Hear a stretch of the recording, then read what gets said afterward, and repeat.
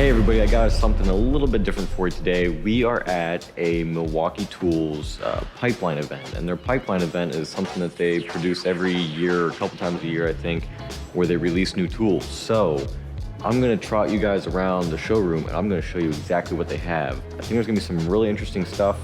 They told me specifically that there might be some stuff for the arboriculture industry. So definitely wanna stick around for that. I think it's gonna be a really cool day.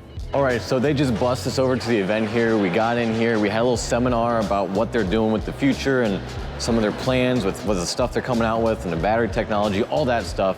And now they're turning us loose in the showroom here to see all the tools that they've developed. I think they said there's over 100 new tool releases this year alone. Check it out. This isn't even all of it. There's still an outdoor section with all the outdoor power equipment tools, which is obviously where we're gonna go as fast as we can. But just look at all the stuff. There's new stuff in the Packout line of things. Looks like they're doing some sort of pipe threader over there with Stan, Dirt Monkey. Some new hammer drill stuff, all kinds of things. Let's get outside. So this is the full opening, 1 1/4 inch. If I switch this over half mode and pull the trigger, opens up to 5/8. Doing a lot of quick, smaller stuff. Don't want to wait full blade retraction. There you go. So easy to toggle right there. Okay, cool. So is this a safety then? Yeah, so the safety switch, press that down, pull the trigger. Okay. All right, we're gonna start small with some of the outdoor power equipment here. We got this pruner. It's definitely like the Finger Remover 3000, but I think when used responsibly, we can get some work done really fast and probably save some fatigue on our forearms. Oh yeah. She goes, I can't even cut that fast without power. There it goes. I don't know if this is a climb-worthy product or not, but it'd be fun to try in a tree. So they've got, in this machine, they got 2 settings. One that opens halfway, and one that opens the full stroke. So if you need to do a bunch of quick, short, small cuts, you can put it on that other short mode. It'll do a shorter throw, and you can make way more cuts way faster. As opposed to the long throw mode, just has a little longer cycle time.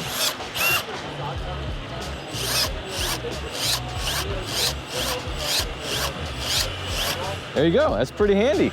I got one more thing to show you on this. Yeah, by all means.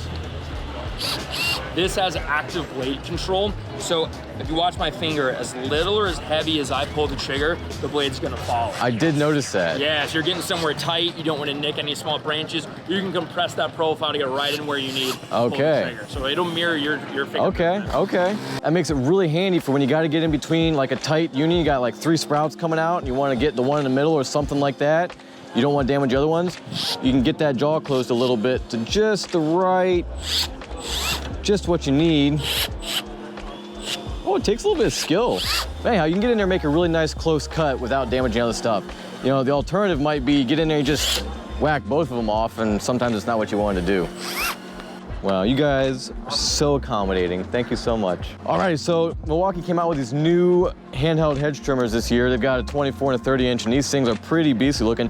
Honestly, they're not that heavy. I mean, I feel like I can't do that all day, but I can run the whole thing with both hands appropriately all day. So it's got a safety in the top handle, which is really cool. I like that. It's also got a rotating handle, which is nice because how often do you find yourself working up and down on a vertical edge just all day or for at least a large part of the day. So that's much handier than having to run it like this. They said they've improved power and they've also switched up their blade system from previous model.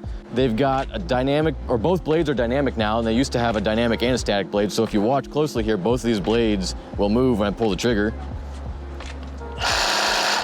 There you go. So let's go ahead and we'll try it out. We're gonna try on some heavy dowels over here. They got some 36-inch dowels. These are definitely kiln dried. They look like they're probably poplar, and so they're probably a fair representation of, you know, or actually they're probably harder cutting than what's in a bush or most bushes. I don't know. I'm not really a hedge guy, but I think this thing is gonna talk for itself. I saw some other guys running it, and it looked like it was the berries.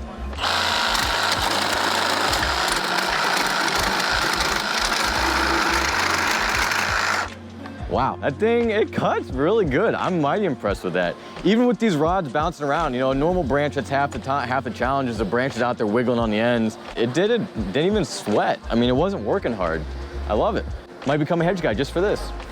All right, you guys have seen a telescoping pole saw on my channel before. It performs fantastically. I did a comparison. We timed it against some other ones. It did great. Milwaukee actually has two different pole saws. They've got their quick lock pole saw, which is a whole combination of tools that you can fit with a pole saw head and a power head that suits all of them. And they've got the telescoping pole saw. I get asked a lot if they're the same motor in the back, and we're gonna find out here real quick with a time trial and see if they cut competitively.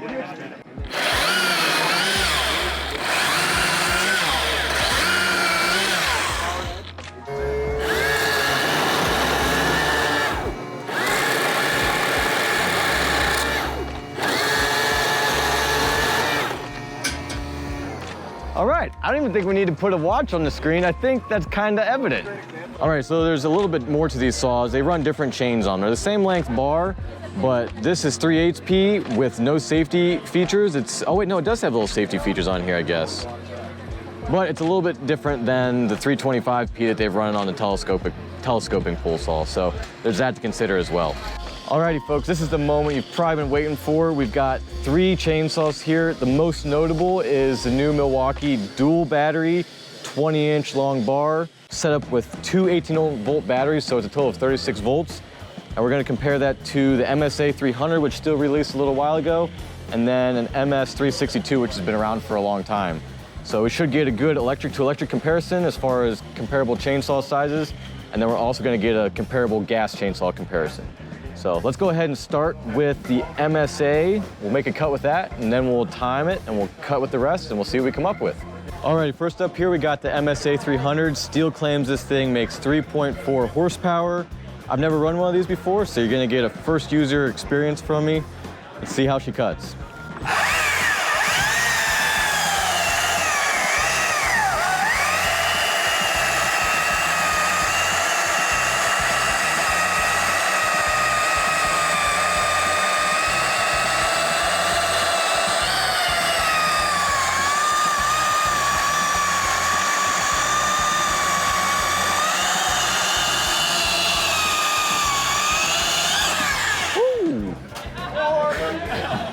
That was actually better than I expected. I've never used a gas or electric saw this big, so I'm actually kind of impressed with it. Let's see how it stands up against the rest.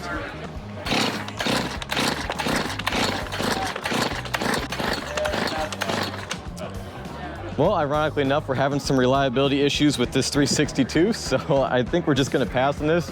We'll make that another video some other day.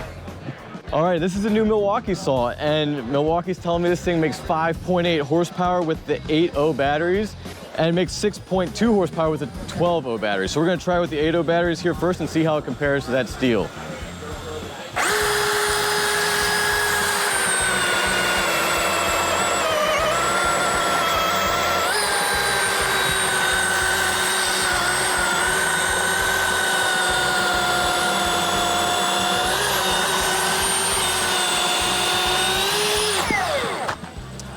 That's mighty impressive. I am super excited to put this thing to work in a tree somewhere. That's not even the highest power rating though. Let's get some bigger batteries. All right, now Jake, the product manager for this product, was telling me that this thing will take a beating with these batteries on it. So let's see what it does.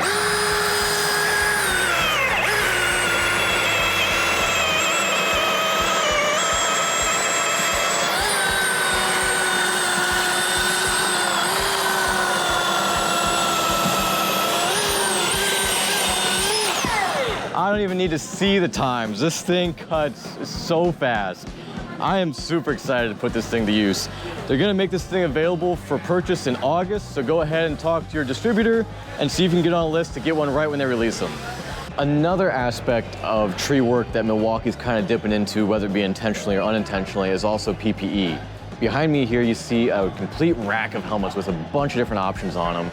And I think they can be real competitive as far as even price goes and probably comfort level goes. Haven't tried one yet, but I want to try one in the future. You'll be able to see that later on in the channel down the road when I get my hands on one. But looky here, they've got both Type 1 and Type 2 rated helmets. That way they can take not only an impact from above, but also an impact from the side, which is super important if you're a climber. You got to be protected from taking a side swing or something like that.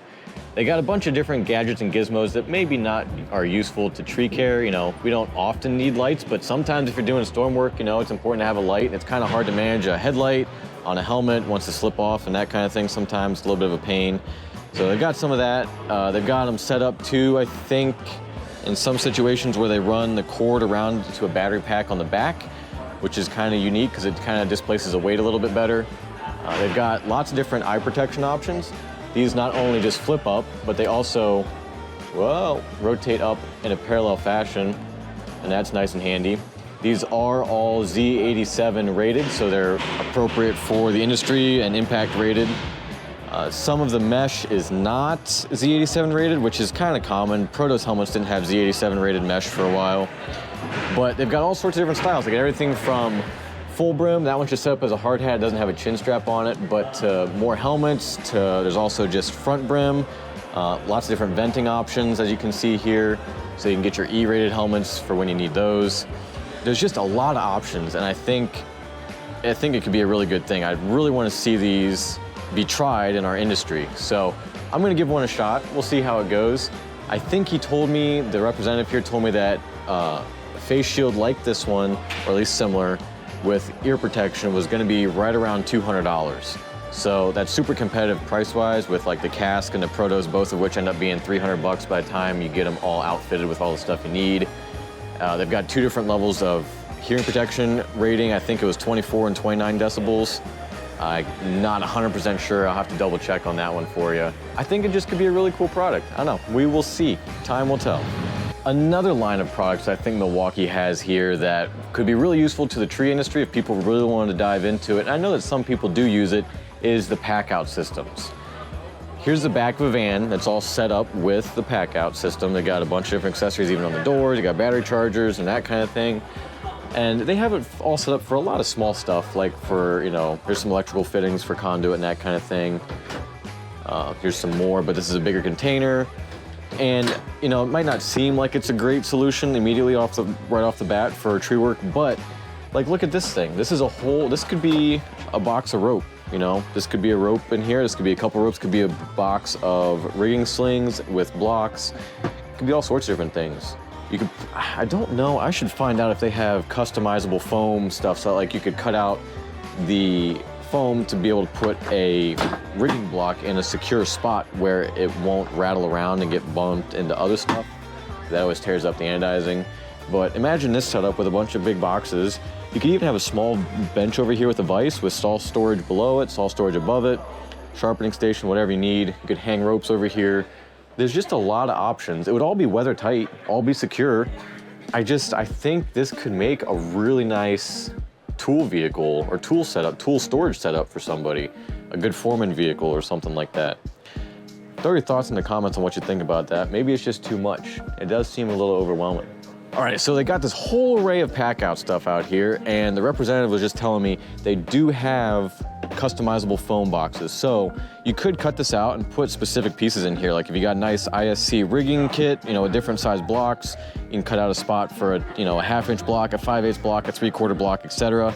And I think that would be a really nice way to store those things, because I know mine bounce around in a tool bag and it's not good for them. It beats up the finish and it's just not good. So that would be a really sweet option for that drawer system that's in the van there. We're back in my garage now. We're back from the show, and I just wanted to kind of wrap things up. I was in there filming that last video about the Packout stuff, even after everybody had moved on and gone to the next thing we were supposed to go do. There was just so much stuff there. There was so much stuff there. And a lot of it wasn't, applicable to arboriculture or excavating, which are kind of the two things that this channel covers, but there was just so much stuff there. I wanted a whole other day just to look around and just to see what they had going on. But all that to say, I really want to wrap things up with saying that I think Milwaukee's headed in a good direction. Of course they have this event and they really want to put on a good show and they're really trying to put their best foot forward. And of course, you always are in a spot of like, well, how much do I trust a company that's just talking really good about themselves or whatever? But I saw the evidence in some of the stuff that I saw, we toured their battery lab, and just hearing them talk about what they're doing and how they're putting themselves above their competition, or at least ahead of their competition, as far as battery development and trying to make their batteries more durable and water resistant and everything like that. They're releasing a new set of batteries that are now ventilated and they get cooled as the charger charges them, so that way they come off of a charger cool. So like for us in arboriculture, super handy, because half the time I overheat batteries before I actually kill them, before I run them out of energy. And so it'd be great to be able to set that battery on a charger down there, you know, either plugged into something on the truck or even plugged into an outlet on the customer's house or something like that. I try not to do that because that's kind of not the most professional thing. But anyhow, all to say, to be able to have a cooling system on the job site to cool batteries down, that's fantastic, that's genius. I don't know if anybody else is doing that. Maybe Ego or somebody is doing that, I'm not sure. I'm not familiar with some of the other battery brands, but all I'm trying to communicate is that I really think they're going somewhere. I think they've got some stuff figured out. And it's encouraging me to really consider, you know, what battery systems do I want to invest in? Because that's what it is with outdoor power equipment, right? If you're gonna go battery anyway, it's about buying a set of batteries that, you know, the widest array and the best array of tools will work on. Because I don't want to have a DeWalt battery and a Milwaukee battery and a Husqvarna battery and have all the chargers associated with them and have to have so many different setups to keep everything maintained. And so the most effective thing is to just to pick a battery system and run with it. And especially with that new chainsaw they come out with, I just think I think they're going places. I don't know, time will tell for sure, but I will say that before this event, when I heard people say that there was a battery replacement for a big gas saw coming down the road, I'd scoff. I'd say there's no way. But after running that battery saw they had with the 2 batteries on it, a 20-inch bar, that thing will pull a chain through wood. I was so impressed. I can't wait to get it out and get it in a tree and put it in some real world use and compare it to some gas saws, race it against stuff, whatever. I just really want to see what it does. I spoke with another company, another tree service that was doing some R&D on that saw to kind of help Milwaukee, you know, get the finishing touches on things. And they said they put a 36-inch bar on it and it was able to pull it. Obviously it didn't do well, just like if you put a 36-inch bar on a, you know, an MS400 or something, it wouldn't do well with it. But they said it pulled it. So I'm super excited to get a hold of that thing, put it through paces. That'll definitely be channel content coming up here before too long. If you want to see that, be sure you subscribe. We're gonna go ham with that thing. Thanks so much for watching this video. I hope you enjoyed it. I hope you learned something valuable. And by all means, if you have any thoughts that you want to share, any questions like that, put them in the comments. I do my best to get to the comments as fast as I can. I really enjoy talking with you guys, and I'm always interested in hearing your thoughts. Hope you have a great day. We'll catch you on the next one.